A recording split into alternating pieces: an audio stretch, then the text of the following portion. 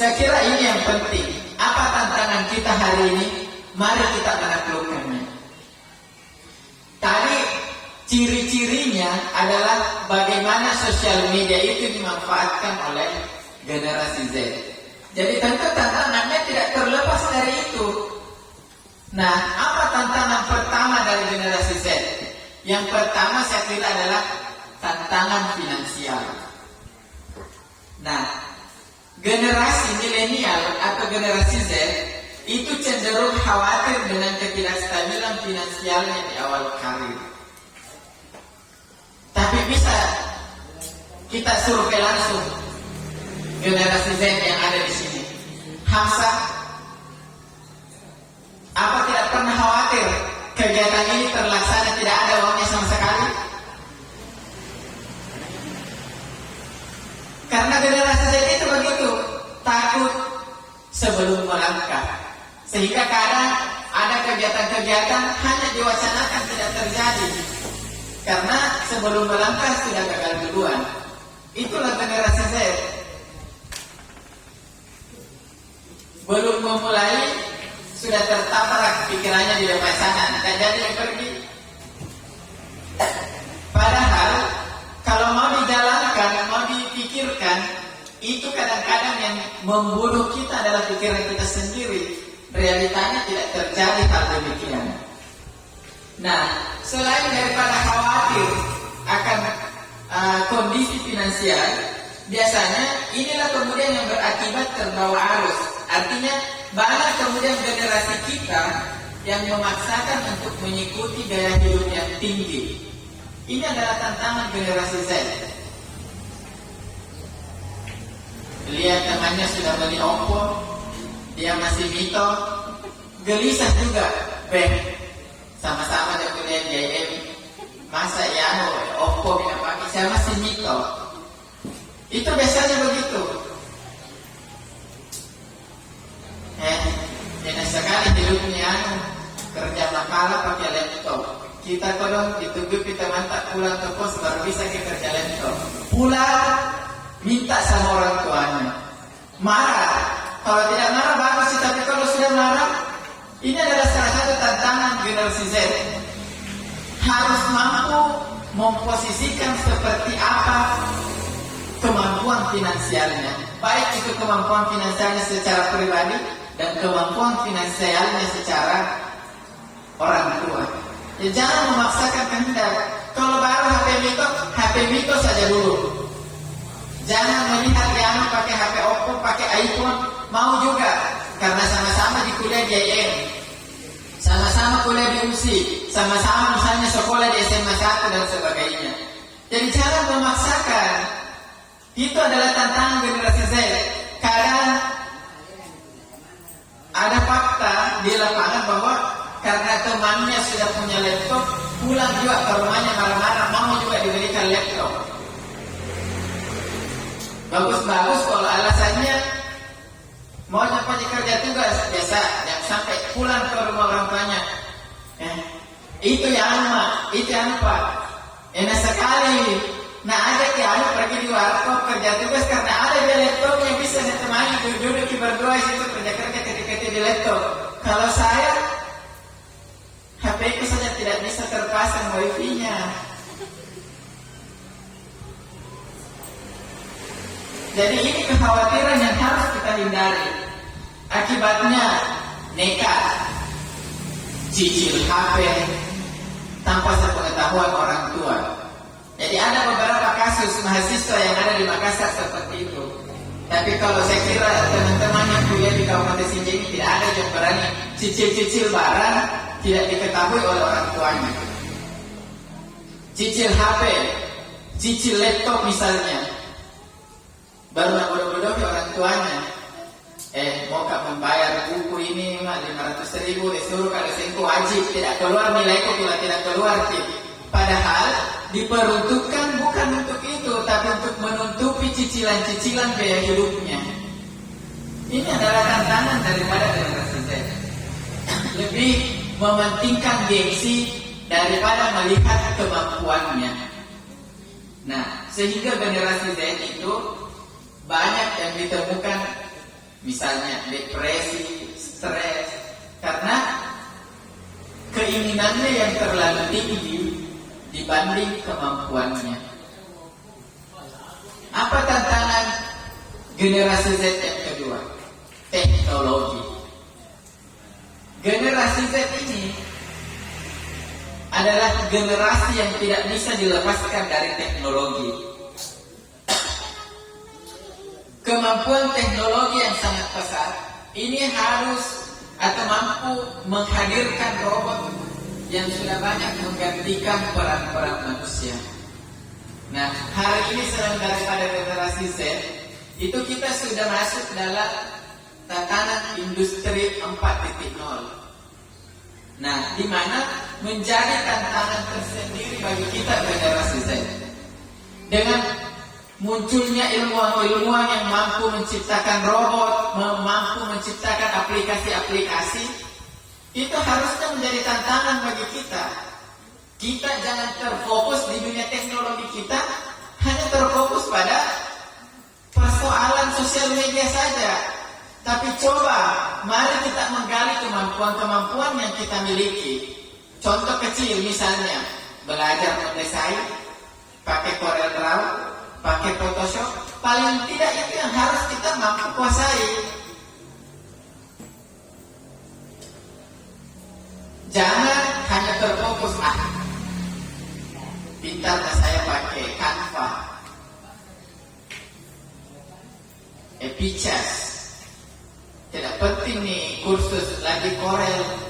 Karena hari ini belajar Corel, belajar Photoshop, itu kalau desain spanduk seperti ini, kita tidak perlu lagi pembimbing. Tinggal buka YouTube secara rutin. Cara desain spanduk menggunakan Corel Draw, cara membuat sertifikat menggunakan Corel Draw. Di situ akan rinci dijelaskan. Mulai dari membuka, membuat dokumen baru, menyisipkan gambar, background, dan sebagainya. Itu yang harus kita buka pikiran kita untuk melewati tantangan ini. Jangan yang sibuk kita pikirkan, ya ada kuliah, ada tadi story-nya pakai baju pengantin. Aplikasi apa itu? Cari juga dulu aplikasinya. Tiba-tiba semua orang posting foto pengantinnya, tapi tidak ada pasangannya. Pusing kita mencarinya. Bagaimana caranya itu? Nah, cantik sekali tadi anak pakai baju pengantin. Ada yang pakai baju adat Jawa, Sulawesi, dan sebagainya. Ada tadi kuliah TikToknya yang begitu. Bagaimana caranya ditiru itu? Nah, bukan kita harus terfokus pada wilayah itu, tapi coba kita melihat hal-hal yang berbau positif. Posting tadi pimpinan cabang Sinjai Utara misalnya, spanduk. Coba-coba kita bikin begitu. Posting kegiatan di sana PCIP Terlimpoe, Sinjai Selatan harus tertarik. Masa sama-sama jadi pimpinan cabang kita lebih kalah. Apalagi pimpinan daerah. PCIP Sinjai Selatan melakukan bincang generasi Z. Masa pimpinan daerah tidak ada bincang-bincangnya? Harus membincangkan generasi A sampai Z kalau pimpinan daerah. Kita mesti tertantang seperti itu. Contoh itu Hamsa. Jadi bukan persoalan siapa dan di mana kita belajar, tapi seperti apa kemauan kita untuk belajar. Itu yang penting. Karena tantangan kita hari ini itu adalah teknologi. Teknologi yang mampu menumbuhkan kita, tapi teknologi pula yang akan membunuh kita kalau kita tidak mampu menyesuaikan diri terhadap perkembangannya. Nah, tantangan yang ketiga dari generasi Z, ini tantangan terakhir. Tantangan sosial media. Generasi Z, sosial media ini merupakan tantangan paling besar kalau saya melihat kali ini. Di mana bahwa sosial media ini ibaratkan pedang bermata dua. Di satu sisi bermanfaat untuk berkomunikasi dan membantu jaringan, tapi di sisi lain akan banyak menimbulkan efek negatif. Itu yang saya tadi katakan. Kalau kita tidak mampu memfilter, tidak membentengi diri kita dalam bersosial media, maka jatuhnya hanya itu saja. Kita hanya sibuk mencari konten TikTok, aplikasi yang mampu mengedit muka kita yang jadi glowing dan sebagainya, yang muka biasa-biasa saja bisa menjadi glowing dan sebagainya, hanya seputar tentang itu. Kalau kita tidak mampu, makanya sosial media ini ibaratkan pedang bermata dua. Dia yang bisa menumbuhkan dan dia pula yang akan membunuh. Nah, sehingga generasi milenial memang hari ini itu akan terasa sangat berat ketika tidak berinteraksi dengan gadget. Karena gadget memang adalah sudah menjadi salah satu kebutuhan kita hari ini. Kalau dikasih pilih mungkin orang, yang mana kau pilih? Tidak makan malam ini, atau saya pinjam HP-mu sampai besok pagi saya kasih kembali. Bilang ya, mending tahan dulu, besok pagi kembali nasi kuning 5.000 daripada tidak kau balas di chatnya anu. Nah, ada tuh micetkan dari Sejak Timur, ada tuh micetkan dari Maros, ada tuh micetkan dari Terliboy. Apa yang bilang kalau tidak aktif karena begitu, hancur dunia.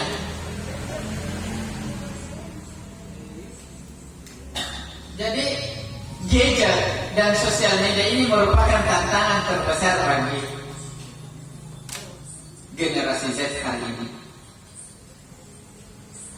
Nah, menurut Profesor Dr. Asti Bluko, dia mempunyai 4 pandangan tentang generasi Z. Nah, generasi Z ini merasa, menurut Profesor Asti Bluko, merasa bahwa tidak perlu belajar karena sudah menemukan banyak informasi hanya melalui internet. Nah, makanya banyak kita kemudian menemukan hari ini kita menemukan tugas-tugas mahasiswa hari ini atau pelajar hari ini sangat mudah mengerjakan tugas, tetapi tidak memahaminya. Nah, karena generasi Z itu menganggap bahwa semua persoalan mampu terselesaikan dengan teknologi. Nah, sehingga kalau ada pelajar, ada mahasiswa yang mengerjakan tugas hanya copy paste saja dari internet, itu adalah generasi Z yang salah langkah. Hari ini itu kalau kita suruh anak-anak kerja tugas, iya Pak, iya Kak, besok saya kumpul. Begitu kita cek, copy, paste, print. Tapi tidak dipahami apa yang mereka kerjakan. Nah, kemudian generasi Z yang kedua adalah generasi Z yang lebih melek teknologi daripada demi mendukung untuk menerapkan fasilitas yang berbasis teknologi. Nah, makanya yang saya katakan tadi bahwa generasi Z ini adalah generasi yang memang hidup hampir 80 atau 90% hidupnya dihabiskan untuk bersosial media. Jadi tidak salah kalau saya mengatakan bahwa kebutuhan generasi Z hari ini itu bukan cuma 3, sandang, papan, pangan, tetapi sandang, papan, pangan, dan colokan. Coba-coba ada generasi Z yang ada hari ini tidak menemukan colokan dalam satu hari. Kalau tidak bilang separuh hidupku pergi, tidak ada colokan. HP saya lobet, tidak bisa kan balas chatnya, tidak bisa like story-nya di Facebook dan sebagainya. Makanya tantangan terbesar generasi Z itu ada pada sosial media. Makanya dikatakan sosial media bagi generasi Z itu ibaratkan pedang bermata dua. Dia yang membunuh, tapi dia juga yang akan mengembangkan kita. Kalau kita mampu memfilter, kalau kita mampu melihat sisi positif dari perkembangan teknologi ini. Nah, saya kira Untuk bagaimana kemudian tantangan solusi tentang generasi Z, saya kira cukup. Untuk selanjutnya mungkin saya kembalikan kepada moderator. Terima kasih. Baik, itulah pemaparan dari Kakanda Eril mengenai apa itu generasi Z. Kepada teman-teman, sampai di sini ada yang ingin dipertanyakan mengenai apa yang disampaikan oleh Kakanda kita?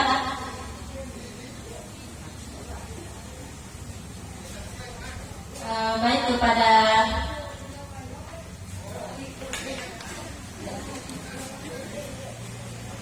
Kakanda Ikawati saya persilakan.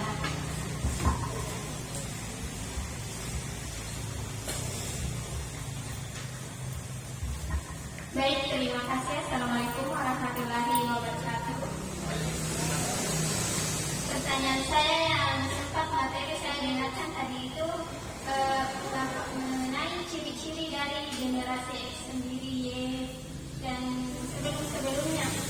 Pertanyaan saya ini tadi generasi Z itu banyak sekali hal-hal negatif atau keterlanjutan atau ketergantungan sehingga menjadi tidak baik. Pertanyaan saya, bagaimana itu cara kita dapat mampu menghadapi atau mengontrol hal-hal yang negatif? Terima kasih. Baik, terima kasih. Masih ada kepada teman-teman.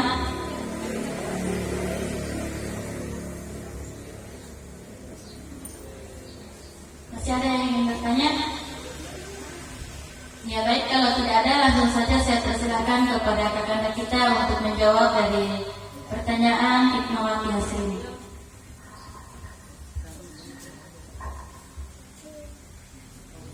Ya, jadi bagaimana kita mengontrol hal-hal negatif yang dapat ditimbulkan dari cara kita memainkan teknologi. Nah, saya tadi mengatakan seperti ini, bahwa bagaimana mengontrol diri kita atau memfilter diri kita untuk melakukan atau tidak terjerumus dalam hal-hal negatif saja dalam bersosial media. Salah satu itu bagaimana kita melihat sisi positif dari sosial media itu sendiri. Nah, contoh, hari ini kan kalau kita disuruh mengerjakan tugas itu dengan sangat mudah. Kita tinggal hanya mengetik judulnya, copy, lalu kita paste. Itu kan salah satu kemudahan dari teknologi yang ada. Tapi apa sisi positifnya? Kalau kita hanya melakukan copy, paste, print, kita tidak memahami apa yang kita kerjakan ini, karena kita terlena dengan kemudahan teknologi. Nah, sehingga pelajar itu dibutuhkan selain daripada pintar copy, paste, dan print, harus menelaah apa-apa yang di copy itu, baca. Jangan tiba ditanya apa ini, tidak tahu juga maksudnya. Padahal di Google itu kan menyiapkan semuanya, ada kata-kata misalnya yang muncul tidak ditahu artinya, ketik saja definisi ini, itu akan muncul yang dimaksud dengan ini adalah ini. Nah, generasi Z, pelajar hari ini itu harus mampu melihat peluang-peluang yang dilahirkan oleh teknologi. Nah, sama contohnya saya katakan tadi, jangan hanya sibuk mengurusi hal-hal yang tidak penting. Lihat temannya posting, tiba-tiba teman-teman kita posting semua berpakaian pengantin. Kita pusing juga, aplikasi apa ini yang dipakai kok tiba-tiba semua jadi pengantin. Tapi begitu kita melihat postingan spanduk yang keren, sertifikat yang keren, kita tidak pernah berpikir bahwa bagaimana caranya ini bisa sertifikatnya keren begini desainnya. Padahal dia itu belajarnya di Google. Hari ini coba, kita tidak perlu kursus kalau kita mau mendesain spanduk lewat CorelDRAW. Cukup membuka Google cara membuat spanduk sederhana menggunakan Google. Itu bisa menghindari hal-hal daripada hanya sibuk cari apalagi namanya aplikasi yang dipakai joget-joget, TikTok, apa dan sebagainya. Apalagi namanya aplikasi yang dipakai tiba-tiba orang jadi pengantin semua. Nah, itu. Nah, kemudian bagaimana cara kita cerdas dalam bersosial media? Think before you post. Pikirkan sebelum terposting. Ada kata-kata seperti ini bahwa mulutmu adalah harimaumu. Generasi Z hari ini kan ciri-cirinya begitu. Mulai dari aktivitas bangun tidur sampai tertidur kembali, itu biasanya tershare di Facebooknya. Lapar, minum, mandi, dan tidur lagi. Itu semua terposting. Nyinggung teman, yang bagus tasnya, tapi warna pinjam itu pakai beli. Itu di mana disampaikan? Di Facebook. Kalau bukan di story WA-nya. Itu bukan ciri-ciri generasi Z yang baik. Tapi coba cari hal-hal positif, definisi-definisi pelajar berkemajuan, kayak kemudian dibikinkan quotes-quotes menarik, baru diposting di sosial media kita. Dari hadis kan, ayat-ayat kayak kemudian kita posting. Itu bagaimana cara kita memfilter? Lihat sesuatu desain yang menarik, bagaimana caranya ini? Jangan hanya sibuk, jangan boleh tadi begitu goyangannya di TikTok. Coba-coba juga deh. Itu bukan generasi Z, apalagi kalau pelajar Muhammadiyah yang seperti itu. Itu yang mencerminkan generasi Z kita hari ini. Nah, berpikir sebelum memposting. Kemudian berpikir sebelum men-share sesuatu di sosial media. Jangan tiba-tiba mendapatkan berita posting tanpa ditelah dulu kebenarannya berita itu seperti apa. Nah, karena peran media, teknologi atau sosial media pada generasi Z itu memang tidak bisa terlepaskan, terhindarkan. Makanya saya tadi mengatakan bahwa jika sekiranya kita ditawari satu malam saja tanpa HP daripada satu malam tidak makan, itu kita mungkin akan lebih memilih bahwa nanti besok pagi saya beli nasi kuning 5.000 daripada HP saya diambil nanti dikembalikan besok, tidak kubalas micetnya Yanu, tidak kulihat micetnya Yanu, tidak kulihat storynya Yanu, tidak kulihat ini kalau mau tidur. Kan biasanya posting tidur dulu, sudah ngantuk, sudah kerja makalah, sudah ketik ini dan sebagainya. Itu kan biasanya generasi Z itu yang ciri-cirinya seperti itu. Nah, meskipun ada kemudian generasi yang sebelum generasi Z itu biasanya juga berciri-ciri seperti itu. Itu yang saya tadi katakan.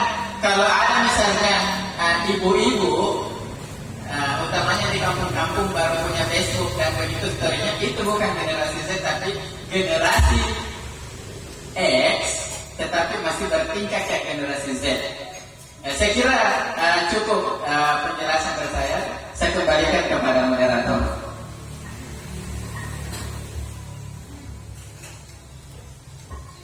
Baik, terima kasih kepada Kakak Hairil terkait pemaparannya mengenai bincang generasi Z hari ini.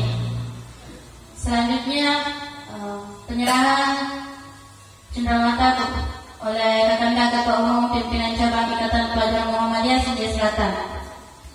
Kepada Kakanda saya persilahkan.